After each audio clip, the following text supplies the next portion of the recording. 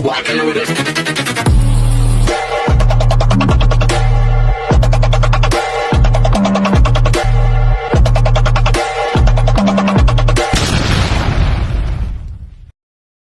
Hi everyone! Good evening! I'm back! It's your Mama Sam dito sa Sam TV. Kamusta naman kayo mga amigo, amiga, kumare at kumpare? Sana lahat kayo ay okay at safe ngayong araw na ito. So nakapambahay na tayo kasi matutulog na tayo maya-maya. Anong oras na? So nakipagtsikahan muna ako doon sa matagal ko ng kaibigan na si Ace Pascual. Naloka ako sa kanya kasi tinawagan niya ako. Ayun. Mukhang nakainom at trip makipagkwentuhan ng bonggang-bongga.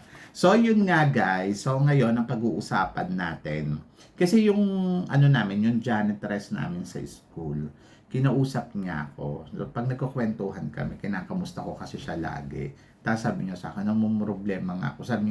Sabi ko, bakit? Sabi niya kasi daw, yung anak daw niya nag-aaral daw. Tapos sa university, parang ganon. Or hindi ko alam parang vocational. Tapos wala daw magamit na na iPad kasi daw pag nagkaklase daw kailangan daw may net. Tapos sabi niya kahit sana smartphone. Tapos nag-check daw sila, sobrang mahal daw, hindi naman niya afford. Ang baba lang kasi ng sweldo ni ate. Tapos nasabi ko sa kanya, ano bang gamit ng anak mo? Tapos sabi niya, hindi naman daw smartphone. Sabi ko, okay lang yan. Sabi ko, gusto mo ibigay ko yung sabi ko sa kanya, yung computer ko kasi meron akong desktop dito. Tapos sabi niya, sige. Tapos yung kinabukasan sabi niya sa akin, asa na yung desktop? Asa na daw yung computer? Sabi ko, hindi ko dala, ang bigat kasi. Sabi niya, bakit mabigat? Sabi ko, yung CPU. Sabi niya, ano ba ibibigay mo sa akin? Sabi ko, desktop. Sabi niya, akala ko laptop. Sabi ko, social ka. Sabi ko, wala, yung lumang laptop ko. Sabi ko, hindi mo na rin siya magagamit kasi nga, kapag sinasaksak mo na siya, ilang minuto lang, magto-turn off na siya. Sabi ko, so hindi mo na rin siya talagang, wala na siyang silbi. Kahit gustong gusto ko siyang ibigay sa'yo, hindi din siya mapapakinabangan kasi nga, wala na siyang silbi talaga. As in, na-open lang siya. Pero, alam mo yon, mabagal na siya. Sobrang tagal naman na nun kasi. Parang 12 years, di ba? So, bumili ako ng bago. So, ito nga yung akin na ginagamit ko ngayon.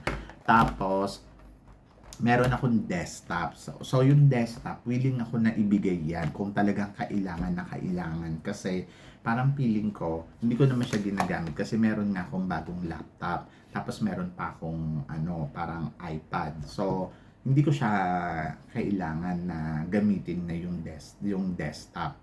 Tapos sabi ko, kung talagang kailangan ninyo, kunin nyo sa bahay. Sabi ko pang gano'n. Kasi ang bigat, maawa naman kayo sa akin, bit ko yung CPU. Dadalhin ko doon sa school. Tapos sabi niya kasi gagamitin daw sa school. O diba, ambisyosa lang si ate. Sabi ko sa kanya, wala, kung gusto mo desktop. Sabi ko, di gamitin niya pag nasa bahay na siya para pag may nasi-search. Sabi niya, sige wag na lang kasi kailangan daw niya desktop. So syempre, napaisip naman ako. Sabi ko, kawawa naman to si ate. Naawa talaga ako sa kanya kasi naiintindihan ko yung tipong wala siyang pambili. Gusto ko sana bigyan ng pambili. Kaya lang, syempre, nag-iipon din ako na gusto ko rin makabili ng camera. So yon, kasi ayun yung kailangan ko, camera. So sabi ko sa kanya, ganito na lang, sabi ko. Basta, hindi ko alam. So, naisip ko, meron pala akong extrang tawag dito, cellphone. Ito. So, sabi ko kay No, sabi ko, bigay ko na tong lumang cellphone ko. Actually, matagal na to sa akin. Siguro mga 3 years. Ito. Ito yung unang-unang actually, meron akong unang ginamit yun na nagbablog ako, yung nag-start ako. Yung, hindi siya, smartphone din siya, pero hindi siya Samsung. Sobrang, ayun talaga, mura lang bili ko doon. Ang halaga lang noon ay 3,000 baht or 4,000 baht. Sa, pa yon. Pero maganda kasi yung camera noon. Ayun yung unang-una kong ginamit na nagbablog ako. Actually, pag tinignan mo siya ngayon, sobrang ang pangit talaga ng camera. So, yon. Pero kasi, pag may tiyaga, may nilaga. Sabi ng ganon, di ba? So, para sa akin, maganda na yon. Kumbaga, malaking bagay na at malaking tulong na yon. Sabi ko nga sa inyo, kung gusto nyo talaga maging vlogger, kahit anong klase ng telephone ninyo, as long na may camera siya at mapapanood kayo, carry yun. So, wala kayong dapat problemahin. Kasi ang papanoorin naman ng tao yung sasabihin mo at kung ano yung ikukwento mo. So, yon. So, ako talaga nilaban ko yon. Ginamit ko yon sobrang tagal. Tapos, bumubuka-buka na yun dito nun. Tapos, naalala ko pa, yung phone na yon, dahil maliit lang yung space ng ano niya, parang tawag dito, maliit lang yung space ng ano niya, memory. Ano pa, pumunta pa ako sa shop. Naalala ko noon kasi bukang-buka na talaga siya. Pumunta ako sa shop para ipa-reset kasi hindi ako marunong mag-reset.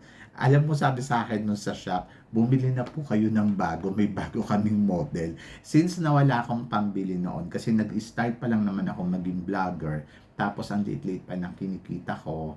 So, talagang sabi ko, no, okay pa yan. Kaya yun na-reset nila yun, natuwa ako kasi dati yung vlog ko, nakaka 3 minutes lang ako, 2 minutes, ganon. Carry na yon. Pero kasi syempre, mas gusto ko kasi longer kasi dati nag-aano ako, gusto ko ma-monetize yung channel ko. Eh syempre, the more na mas mahaba yung sinasabi mo, mas malaki yung chance na tumakbo yung watch hour. Eh may target ako noon. So, yun na-monetize na yung channel ko. So, afford ko nang bumili ng phone. Ito yun naman yung sumunod kong phone. Yes. Kaya, sobrang tuwa ko dito kasi, syempre, sobrang linaw na ng camera. Maganda na yung napapanood ninyo. So, yun. So, eto siya. Kaya madilim lang to kasi wala akong light. So, iningatan ko talaga siya at sobrang napaka-importante sa akin ng phone na to kasi yung sentimental value nga niya. Ang laki na naitulong nito sa akin bago uli ako nakabili ng another phone. So yung etong phone na to na ginagamit ko, bago na yan, last year ko binili. Tapos eto naman, parang 3 years na kasi siya sa akin. So nagpalit na ako. Dapat kasi parang feeling ko every 2 years talaga dapat nagpapalit tayo ng phone or 3 years kung kaya. So, yon. Ako naman, di naman ako maarte sa phone. Sa mga gamit, hindi ako maarte. As long nagagamit ko siya ng maayos, okay sa akin yon. So, iningatan ko siya, walang gas-gas yan, guys. Di ba? So, kanina, sabi ko kay No, i-restart niya. So, ni-restart niya. Tapos, tinanggal ko, sabi ko, meron kasi ako extra na, sabi ko, pakipalitan na lang. Naalala ko pa dito, yung phone na to, yung bumaksak na basag yung yung cover niya. So, galit na galit sa akin sino kasi hindi daw ako maingat. Pero, grabe ang pagmamahal ko sa telepono to. So, ibibigay ko sa kanya bukas sa janitress namin para magamit ng anak niya sa pag-aaral niya. At hindi na siya mamroblema kasi nakikita ko na sobrang namumroblema siya. So, isi-share ko na tong luma kong phone. Actually, luma na to. Pero, mabilis pa naman. At kung searching lang yung kailangan niya, talagang magagamit mo pa siya. Kasi kahit ako, kahit may bago na akong phone, ginagamit ko pa to ng bonggang-bongga. So, actually, kanina na-restart siya. Sabi ko, nireset siya ni No. Sabi ko, wow, bago uli siya. Sabi ko, parang ayoko na ibigay. Kasi, parang, alam nyo, sobrang tagal na kasi sa akin to at ang laki nga ng pakinabang. Pero sana, yung pagbibigyan ko ay magamit niya pa ng todo-todo. So, sobrang okay pa to. Camera, okay. Video, okay. Lahat okay. So, ganun ako kaingat sa gamit ko. So, isi-share na lang natin sa iba para magamit. Total, meron naman ako. So, yon. Tapos, kompleto yan. Ito yung lumang charger niya. So, may charger siya. Plus, ayan. So, maingat ako. May pin din yan. So, nandito din.